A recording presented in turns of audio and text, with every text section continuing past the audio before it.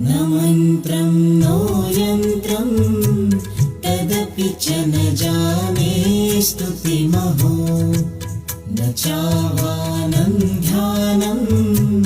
तदपि च न जाने स्तुतिकथाः न जाने मुद्रास्ते तदपि च न जाने विलपनम् परं जाने माता त्वदनुसरणं क्लेशहरणम् विधेरज्ञानेन द्रविणविरहेणालसतया विधेया शक्यत्वा तव चरणयोर्याच्युतिरभूत् तदेतत्क्षन्तव्यं